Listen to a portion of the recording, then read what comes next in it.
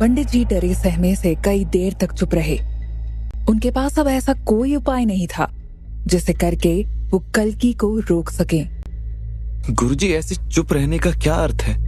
मैं यही सोच रहा हूँ मुकुंद, आखिर ये कल्कि ठाकुर के परिवार के पीछे क्यों पड़ी है? जैसा कि मुझे पता है, पूरे 30 साल से कल्कि एक रहस्य बन चुकी है। मैंने अपनी तरफ से इस चुड़ैल को रोकने के कई प्रयास कर लिए हैं, लेकिन ये हर बार मुझे मात दे देती है और एक एक करके ठाकुरों के खानदान को मौत के घाट उतार रही है। आखिर वजह क्या है? तो क्या कल्कि को खत्म करने की कोई उपाय नहीं है आपके पास? नहीं, मेरे पास उसको रोकने के ही उपाय हैं। लेकिन अगर कोई मेरे उपाय पर विश्वास नहीं करेगा तो कैसे होगा? ठाकुर परिवार के लोगों को मैं अच्छे से कह चुका हूं, लेकिन वो मानते ही नहीं। उस दिन अगर अधीरा हमारे पास होता तो ये होता ही नहीं। तो इसका मतलब अब कुछ नहीं हो सकता है। वो कल्कि ऐसे ही उन लोगों को मारेगी। नहीं, ऐसा नहीं होगा। अगर हमारे गुरुदेव हमारी मदद करे तो। गुरुदेव? आपके भी गुरुदेव हैं गुरुदेव? हाँ, अघोरी बाबा शिवानंद। वर्षों तक वो रुद्र पहाड़ी की गुफाओं में तपस्या करते रहे हैं। उन्होंने ही मुझे तांत्रिक विद्याएं सिखाई थी, लेकिन वो हमारी मदद करेंगे या नहीं, इसका मुझे भरोसा नहीं है। ऐसा क्यों? क्योंकि उनके हिसाब से जो भी होता है शिव की इच्छा से ही होता है। अगर कल्कि के पास इतनी शक्तियां आई हैं तो उसकी भी कोई वजह है। मगर गुरुदेव, ऐसे तो वो सबको मार देगी। वो गांव के मर्दों को भी तो अपना शिकार बनाती है ना। अगर कोई दुष्ट आत्मा किसी का बुरा कर रही है, किसी को मार रही है, तो फिर उसका अंत करना आवश्यक हो जाता है। भगवान राम ने भी तो दानवराज रावण का अंत किया था। कृष्ण ने भी तो कंस को मारा था। महाभारत भी तो हुई थी। और अगर अब कल्कि जैसी कोई दुरात्मा किसी का बुरा कर रही है तो फिर उसका अंत भी जरूरी है। क्या पता गुरुदेव को अगर ये बात बताई जाए तो वो हमारी सहायता कर दें। बात तो तुम ठीक कर रहे हो मुकुंद, हमें गुरुदेव से मिलना चाहिए। लेकिन क्या गुरुदेव? हाँ, लेकिन हम अभी नहीं मिल सकते हैं उनसे। आज से 4 दिन बाद पखवाड़े का पहला सोमवार है। ऐसे में वो अगले 4 दिन तक भगवान शिव की घोर साधना करेंगे, यानी हम अगले 4 दिन तक उनसे मिल नहीं सकते हैं। पंडित जी के तीनों शिष्य भी दुखी हो गए। हालांकि उन्हें आस थी कि 4 दिन बाद पंडित जी के गुरुदेव उनकी मदद करेंगे। इधर पंडित जी अपने गुरुदेव का ध्यान किया। उनकी आंखों के सामने भस्म को अपने जिस्म पर लगाए एक साधु दिखाई देता है, जिसकी जटाएं खुली हुई थी। उसके आगे एक इंसानी खोपड़ी रखी हुई थी, जिसको उसने अभिमंत्रित कर रखा था। गुफा में वो साधु यज्ञ कर रहा था। वो लगातार आहुतियां दे रहा था। ये सब देखकर पंडित जी के चेहरे पर मुस्कान आ गई। वो मन ही मन उस अघोरी बाबा को प्रणाम करते हैं। हालांकि कल्कि को ना हरा पाने का दुख उनके चेहरे पर साफ दिखाई दे रहा था। उनके दिल में अब भी वही सवाल कौंध रहा था कि आखिर हवेली के अंदर प्रवेश करने के लिए कल्कि की मदद किसने की थी और कल्कि की नजर अधीरा पर कब से थी। वो यही सब सोचते सोचते ध्यान करने लग गए। 15 दिन पहले की बात है। उदयवाड़ा गांव की खूबसूरती केवल दिखने में ही नहीं थी, बल्कि ये गांव अपनी एक और खास चीज के लिए जाना जाता था।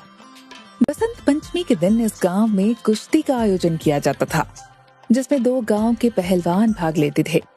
एक उदयवाड़ा गांव के पहलवान और दूसरे थे उदयवाड़ा गांव के ही पास के गांव सहारनपुर के पहलवान। दोनों ही गांव बरसों से चली आ रही परंपरा को निभाते थे। उदयवाड़ा गांव के ठाकुर सूरजभान सिंह और सहारनपुर गांव के सरपंच जमींदार करतार सिंह के बीच बिल्कुल भी नहीं बनती थी। वो दोनों ही एक दूसरे के कट्टर दुश्मन थे। जमींदार करतार सिंह 70 बरस के हो चुके थे, लेकिन फिर भी कुश्ती के प्रति उनका जुनून अब भी उतना ही था। इस बार भी वो अपने गांव के कई पहलवानों के साथ शिव मंदिर के पास स्थित अखाड़े में आने वाले थे। तो वहीं दूसरी तरफ ठाकुर सूरजभान सिंह ने भी अपने गांव के पहलवानों को तैयार कर रखा था। सैकड़ों की संख्या में महिलाएं, बच्चे और गांव के लोग बसंत पंचमी के मौके पर मौजूद होते थे। सूरजभान सिंह मजबूत कद काठी, चौड़ी छाती और ऊंचे कद वाले थे। वो दिखने में एक दानव की तरह लगते थे, तो वहीं अधीरा भी कम नहीं लग रहा था। वो भी पहलवानी करता था और कई बार सहारनपुर गांव के पहलवानों को पटकनी देकर ट्रॉफी को उदयवाड़ा की झोली में डाल चुका था। जमींदार करतार सिंह पिछले काफी बरसों से उदयवाड़ा गांव के पहलवानों को अपने गांव के पहलवानों के हाथों हारता हुआ देखना चाहते थे, लेकिन पिछले 30 सालों से सहारनपुर गांव का कोई भी पहलवान एक भी बार ट्रॉफी नहीं जीत पाया था। लेकिन इस बार सहारनपुर के सरपंच जमींदार करतार सिंह कुछ और ही मंशा लेकर आए थे। उन्होंने तय कर लिया था कि इस बार वो उदयवाड़ा के पहलवानों को हरा कर ही रहेंगे।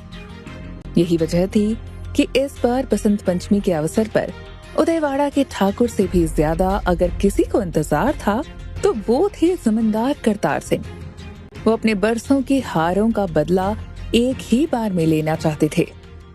उन्होंने इस बार अपने पहलवानों को तैयारी के पैसे दिए थे और उनके सभी पहलवान छत्रसाल में तैयारी करने के लिए गए थे।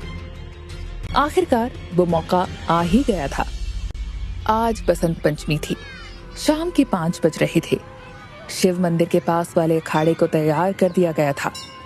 पानी छिड़ककर जगह को काफी अच्छा बना दिया गया था, तो वहीं चारों ओर बल्ब जलाकर रोशनी कर दी गई थी। दोनों ही गांव के लोगों के लिए अखाड़े में अलग अलग जगह तय कर दी गई थी। चारों ओर शमा बंध चुका था।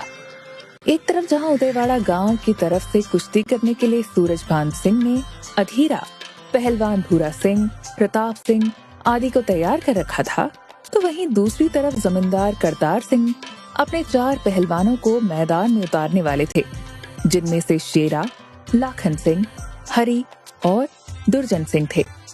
पहलवान शेरा उन सब में सबसे ज्यादा ताकतवर लग रहा था।